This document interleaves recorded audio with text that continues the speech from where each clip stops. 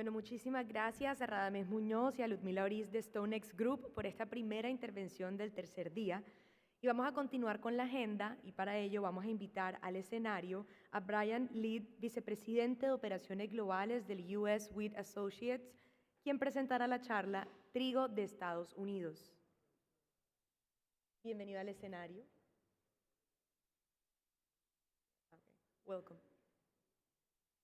Aprovecho entonces mientras microfonean al señor Brian para contarles que ahorita después de esta intervención va a haber un anuncio y después de ese anuncio nos vamos a tomar la clásica, tradicional e infaltable foto grupal. Bueno, entonces para que se queden aquí, no se vayan a ir a ningún lado. Cuando acabe esta intervención les voy a explicar cómo nos vamos a ubicar en el escenario, pero básicamente va a ser en 3 filas sobre el escenario, una en el piso y 2 arriba. Pero ahorita yo con toda la calma les explico exactamente dónde va a ser. Si no están, no van a salir en la foto y nadie les va a creer que vinieron. Así que, pilas.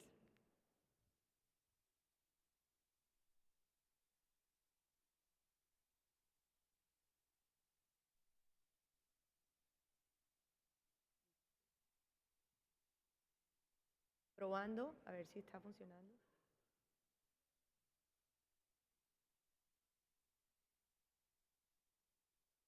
Y después de ese anuncio y de esa foto también vamos a tener un coffee break, así que tranquilos que ya casito viene el cafecito, el espacio para ir al baño, para poder estirar las piernas. You ready? Okay, welcome. So the stage is yours and the time is on the screen so that you can... Gracias. Well, thank you very much for that warm introduction and your patience as we got mic'd up here. As you heard, I'm Brian Liedl. I'm the Vice President of Overseas Operations for US Wheat. And this is actually my first Lean conference. And it has been an extremely impressive display. So thank you very much, Alex, the Lean board, for having me. Thank you, Pilar, for your hosting here in Cartagena. It's been wonderful. I want to also extend a very, very special thank you to the translators in the back, as they've helped me make it through 2.5 days of Spanish presentations without having any Spanish knowledge. So thank you to the translators, especially through Mr. Roberto's presentation yesterday, which was quite colorful, to say the least. But here at US Wheat, we're going to go over some of our programs we have going on right now, what we bring to the market, and where we fit into this whole relationship between the millers in Latin America and the farmers from the United States. About US Wheat, many of you know us. We've been around a long time. We're here in your markets. We come to your mills. We work with you on projects. But to kind of give you more of a sense of where we are and where we came from, our mission here, or about us, is we're going to be the marketing arm for the U.S. farmers. The U.S. farmers had the foresight some 50, 60 years ago to get together and form their own marketing arm for worldwide sales. This has helped the farmers stay clear of being dependent on government desks, centralized marketing firms, or the commercial trade. The mission of US Wheat is to develop and maintain, expand, and enhance wheat's profitability for US wheat producers and the value for the customers. You notice that it includes both our farmers and the customers. This is really a system designed to be a partnership, not only between the farmers, but also the end users, where we extract value at the end for both sides of the relationship. The funding of US Wheat, now this is a question that's come up a couple times in my time here, and happens around the world. So the majority of the funding for US Wheat is provided by the farmers of America themselves.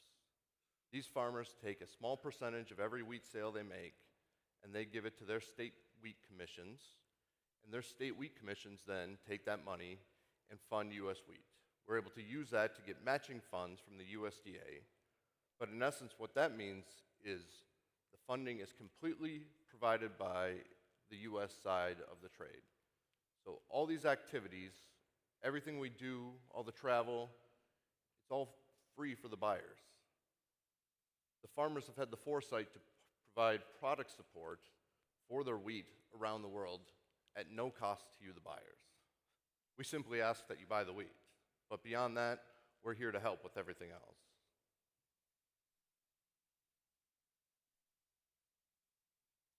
So some of these programs we run, we work with millers, bakers, end users, governments, anybody who's part of the supply chain, anywhere we can see a place to add value or lower a cost or remove a barrier. It's our job to be there to make sure that the trade flows smoothly and that we get our wheat to your markets in the most efficient way possible.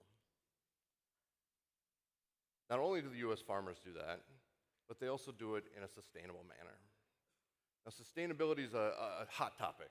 We saw our wonderful panel yesterday. What it means to everyone might be a little bit different. But if you look at some of these statistics in front of you, over the last 40 years, U.S. wheat farmers have reduced greenhouse gases by 33%, energy use by 57%, water use by 46%, land use by 45%, limited soil erosion by 60%, all while delivering 69% more bushels per land used.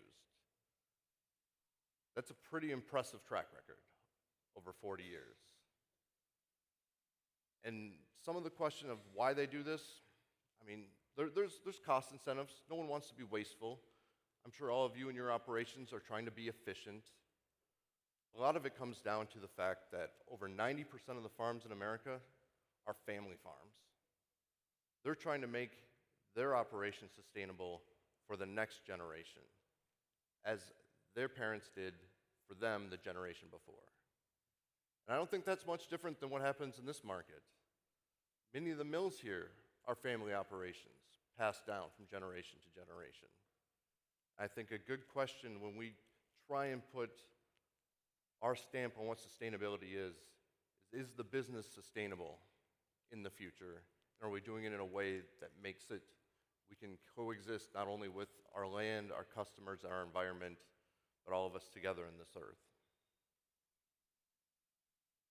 Speaking of the world, U.S. Wheat is a worldwide organization.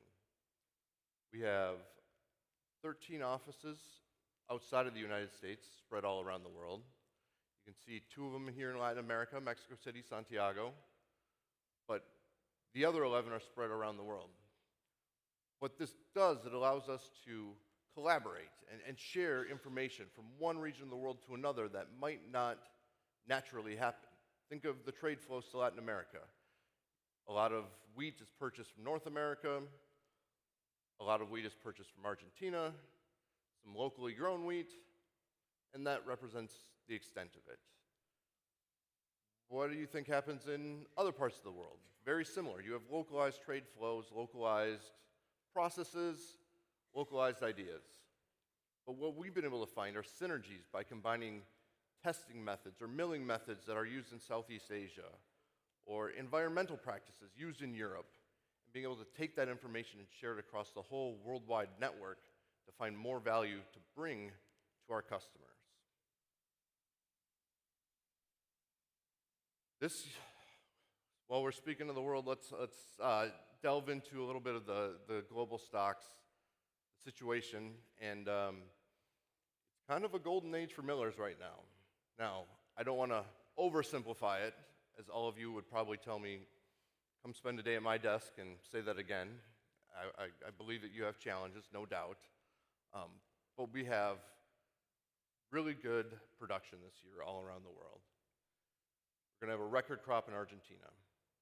We're going to have the 3rd largest crop we've ever had in Australia, the 3rd largest crop we've ever had in Russia, bumper crops in North America.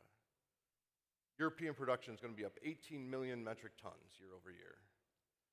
This is one of the greatest single-year recoveries in every single market we have seen in wheat production. So what does that mean? That means wheat's going to be cheap. Wheat's cheap. It's going to be an input that will be plentiful and available for the mills. Now, I know it's not all roses and butterflies and sunshine. Price of eggs can be high for the bakers. Labor shortages in many areas of the world, there's still challenges, but as far as the raw ingredient in wheat milling goes, it's a good time to be a wheat buyer. We look at this global production trend over time. You can see production's been going up generally year over year. We see the last 3 years numerically listed there. 3 years ago, we produced 792 million metric tons of wheat. Last year, 801. This year jumped 26 million metric tons. The world produced an entire extra record Australian crop or Argentinian crop this year to get us to 827 million. Record production. But I think the story we've heard this morning, we heard it on Monday, about the frog in the boiling water. I think I'm going to copy that, so thank you to my fellow presenters for being smarter than me and coming up with good analogies. That green line you see is demand. Demand for wheat is going up as fast or faster than production. We've actually consumed more wheat than we've produced for 5 of the last 6 years. Now this year will be great to heal those stocks, to make sure that we're not tightening that balance sheet anymore. But if it takes a record production year every year to keep up with wheat demand, the world is actually in a much tighter situation than we think. Right now, prices are cheap. That sends a very clear signal to the growers to grow less wheat next year. When they grow less wheat next year, that demand line is going to go up again. This is what the top 20 wheat markets in the world are expected to consume this year versus last year. Every single one of them, except for one, which is about the same, are up. Wheat demand is growing, and it's growing rapidly. And this is in the face of a world where population growth is slowing down. It was easy to explain away 10, 15 years ago, more mouths, more food, more wheat. But what we're finding is consumers are choosing wheat. Wheat-based products, I mean, frankly, are delicious. I don't know if at the banquet last night, you all had a chance to sample those products from Tres Castillo that were provided, but man, they were good. It's a product that people want. It's at celebrations, it's cakes at parties, it's snacks before school, it's bread on your table. It is a product that is demanded by the world over, and that demand is growing. We can see it over long-term charts. Human calories, kilograms per person, keeps expanding when it comes to wheat. So as people eat less rice, maybe less potatoes, less other starches, wheat seems to be winning in the long run, which means we need to keep producing wheat, we need to keep milling wheat, which is great for all of us in this room. Take a little time to go over the U.S. crop review. So a little bit more about me if we just pause for a second. I spent the first 20 years of my life as a grain trader, as an exporter. I worked exporting wheat out of the Pacific Northwest. I was lucky enough to trade with some of you. Others of you I'm meeting for the first time. But as you know, the U.S. has 6 distinct qualities of wheat. You can see them up here on the board. All of them used for different applications. They're also grown in different areas of the country. This gives the United States a unique advantage of having a lot of geographic diversity when it comes to our wheat production. What does this mean? It means it lowers the risk of crop failure, right? Diversity is the ultimate hedge against failure. But it also leads to different end-use qualities and different qualities within each part of the wheat classes. So the 4 main wheat classes we're going to talk about today are hard red winter, which is grown here in the central United States, hard red spring in the northern tier, soft white wheat in the Pacific Northwest, and SRW in the southeast. So you can see how widely spread out these growing areas are. The United States, many of you have been to, it's a big country. It's a country roughly the size of Brazil. yet our wheat production is spread out in all the different corners of the country. That also leads to logistical opportunities, logistical problems. The wheat in the middle of the country, it takes a long time to get to the coast. We're heavily dependent on our railroads. But we have good railroads, we have good river transportation, and we have good ports. The two main exporting ports, many of you are familiar with, the U.S. Gulf and the Pacific Northwest. Obviously, the Pacific Northwest would be much more aligned with hard red spring wheat and soft white wheat. The Gulf Coast would be better for HRW and SRW. Look at U.S. ending stocks, very much like you see everywhere else in the world, trending higher. We came off a couple bad droughts in our central growing area a few years ago that really lowered our production and lowered our exports of HRW, especially into this region.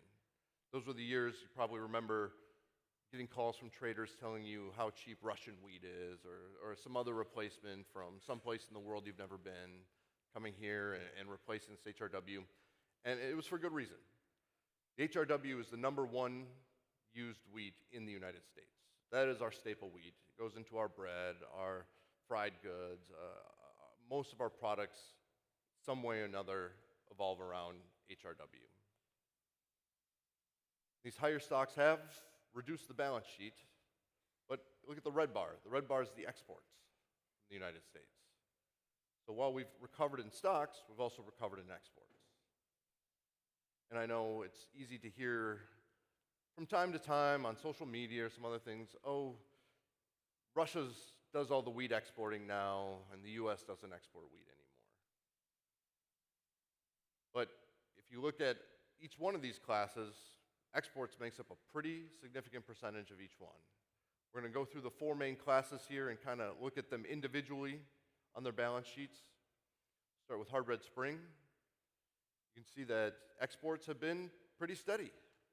Yes, Canadian wheat can be cheap from time to time. Yes, there can be years where our protein is high or protein is low. Qualities change, but overall, it's been a pretty consistent product. Why is that? I think it's because of the end-use quality. It's because you can make products out of hard red spring wheat that just can't be made out of any other bread, any other wheat. We're going to look at some of this data. I don't know if some of you, all of you, maybe came to our crop quality reports that were going around, seminars in the region. But some of the things, as I said, as a trader, that I spent most of my career on, some of the things that catch my eye when I look at the data for this year. One would be protein of our hard red spring wheat, higher this year than last year, a little below the 5-year average, but still, a 14.3 pro crop is historically a very good crop. Now, some of the areas of concern maybe this year would be DHV. So DHV is the spec that tells the market, it's an FGIS grade, how dark and hard is that wheat kernel. Generally, there is a correlation between the darker and harder the kernel, the more sound the kernel is. The things that cause lower DHV can cause other problems, such as amylase activity, sprout, lower falling number, things of this nature. But if you look at the damage line up there, we're not really seeing that this year. So there can be a world where you get rain on harvest, and all it does is make the wheat a little less dark. A little secret that the domestic market has that not always well known in the international market. The domestic market doesn't care about DHV. They do have a distinct advantage of being in the United States. They're able to sample from many different areas, buy maybe one truck at a time or one rail wagon at a time. They don't have to buy a full vessel. But the reality is DHV is an indicator of some things, but not of all things. So I would say work with your suppliers, get samples, make sure that you're not overpaying for a higher DHV you may not need. As a trader, as I said, when I see an average crop of 59% DHV, and if you normally bought 60 or 65 DHV, I would now be charging a premium for that. But if the functionality is not there, you don't have to pay. So I'd say work with the U.S. wheat technical staff, work with your buyers, make sure you are getting the value you want out of your wheat. Go to the soft white wheat. Now, out of all the classes of wheat, this is the one that is primarily grown for export in the United States, just because of its proximity to the coast. Remember, it's grown up in that Pacific Northwest corner. Soft white wheat, a great wheat for cakes, cookies, crackers, very soft. When we look at the specs this year, another beautiful year for soft white wheat. The climate where it's grown is very hot and dry. It's a desert-like climate, so you get much less variability in the quality. But one of the things that we do watch in this market is protein. Because the soft white wheat doesn't trade like the hard wheats does, where there's a linear protein scale. Low protein, cheap, high protein, expensive. In white wheat, it's all based on what your end-use functionality is. This year's protein at 10.0 lands much more closer to that 5-year average of 10.3, which would mean on a bell curve distribution chart, you should have a pretty good distribution of proteins. Last year's was on the lower side, so anyone who was needing higher protein was probably having a struggle with this. This year should be a return to normal for soft white wheat. And again, you look at the grade factors on soft white wheat, pretty much always a number one. HRW. Now here you can see this dip we had during the drought. The HRW drought that happened in 21, 22, the exports declined significantly, and now they've rebounded. As obviously we can see in this market, HRW has had a great year when it's come into LATAM this year. From the data to look at, that protein level again is something I would watch, 12.1, down from the 5-year average. But why do you think that 5-year average is so high at 12.9% protein? Because of those droughts we had, right? Droughted crops tend to have very low yields, very high proteins. A 12.1 is a very traditional level. And the grade factors actually being all number one HRW, well, averaging number one HRW is actually a really good quality crop this year. Lastly, we'll switch over to our soft red winter. So this is another soft wheat, cookies, crackers, very plentiful, especially in the Caribbean basin. Grows along the Mississippi River. It's a very efficient move to the Gulf. Can be sold relatively competitively, usually, into these markets. And you can see a very steady export supply there. Another good year of production. When I look at the grade factors this year, I don't see anything that really stands out to me. The grade factor in the lower left-hand corner of number 2, that's very typical of SRW. But overall, the crops this year were not only big, they were high quality. And when you look at these crop quality programs and you go through, I want you all to remember that these are just averages. The U.S. wheat has the best transportation and storage system in the world for wheat, bar none. It's not close. You can get anything you want. Just because it says average on this sheet doesn't mean that that's what your mill needs. Your mill has a specific need. If your customer of your flour has a specific need, we'll source it. I guarantee you. Me in the trade, I did some very difficult sourcing for customers, but if they're good customers, it was worth it. So I encourage you, reach out to the traders of the United States, reach out to the U.S. wheat staff. We can put you in contact, but know that you're not just limited to the numbers on the sheet. When we look at the exports from the United States over the last 25 years, and we look at how things have changed, 25 years ago, Middle East, North Africa, North Asia, this was the bread and butter of what we did. You can see Mexico, Central America in the middle, South America way down at the bottom, and then 25 years later, Mexico, Central America is the #1 market for U.S. wheat. South America has actually climbed as well. I mean, 7 to 8%, I mean, it's 1%, but I'll take it. Keep that trend going. But a combined 36%. 1 out of every 3 bushels we export from the United States comes to this region. You are vitally important to the health of our farmers and our market. See where we're at so far this year. As you can see, these are the commercial sales as of October 9th. We're a little delayed. You may have heard our government had some issues. We're catching up, though. But we highlight some of these. Mexico, up 17% year over year. Venezuela, up over 1,000%. Colombia, up 62%.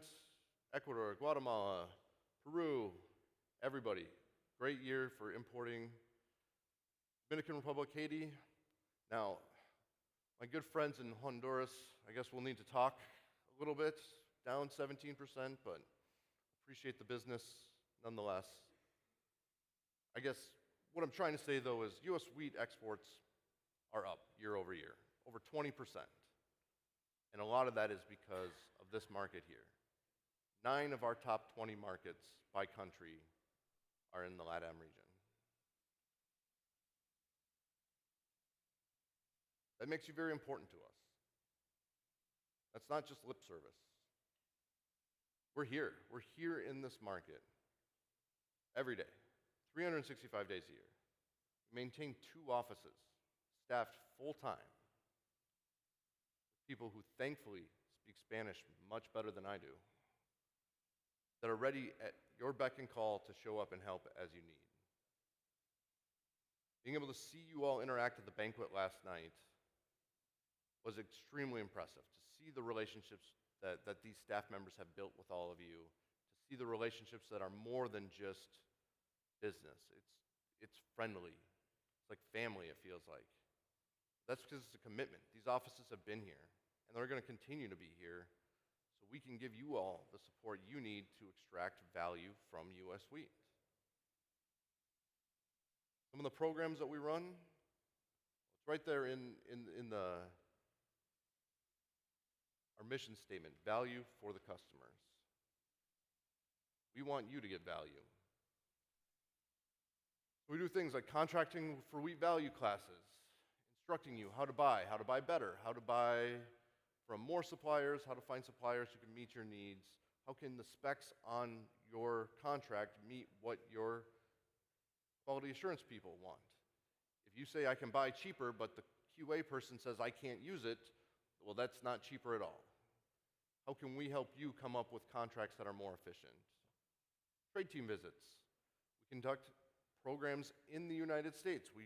Many of you have been on these. We go look at the U.S. logistics system, export facilities.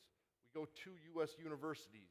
You give talks and have programs where we instruct on how the trade works in the United States. Policy and trade support. This is a big one. In a changing world where politics are governing so much more of what we do, we have our own policy team that just all day long monitors changing regulations, changing tariffs, changing trade flows, border inspections, phytosanitary issues. These are things we are here to help you with. You don't have to be wandering through the dark wondering, oh no, the rules changed again, what can we do? We're here to help. That goes beyond the government, industry, trade groups, other areas we can impact. And of course, education. Now this is a big one, and I'm going to just flash some of the things that we do when it comes to education, but this consumes a lot of our time in country. We do things such as Miller trainings, dough mixes, cookie, cracker, cake, extended shelf, like baking seminars, SRC training, pasta making, and this is just the tip of the iceberg. These are programs we put on at our labs in places like Santiago.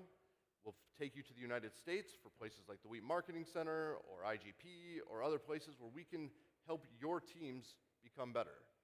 I heard it more than once up here that training new millers, getting our bakers to understand the product, these are difficulties. These are ways U.S. Wheat is trying to help you, help your customers get more value. Give an example of what the year in a life of a U.S. Wheat office looks like. This was Santiago's schedule for this year. Miguel, I'm sorry to not tell you I was going to put this up here, but it's impressive. And this is just one office. He had 54 activities he ran in 2025. That's more than one a week. He's going from Brazil to Colombia to Ecuador to the United States, back to Chile. putting on baking courses, putting on trade seminars, doing all sorts of activities, all for you, the customer. The U.S. farmer has paid for this technical service, for this product support. We want you to be successful. We want to help you be successful, help you find what your customers want. What can we do to make it so the supply chain as a whole, everyone up and down, gets more out of it? Some of the takeaways here. Value. I said it a few times. Value is different than price. Price matters. We know it. Everyone knows it. But just because you got the cheapest price doesn't mean you got the best value.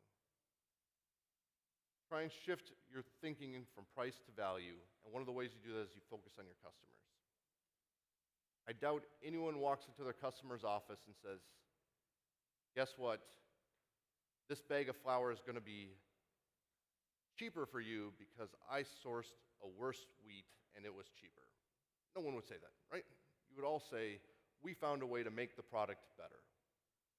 Then that bag of flour is going to be turned into somebody's birthday cake, like we experienced last night, or somebody's quinceañera, or somebody's holiday party.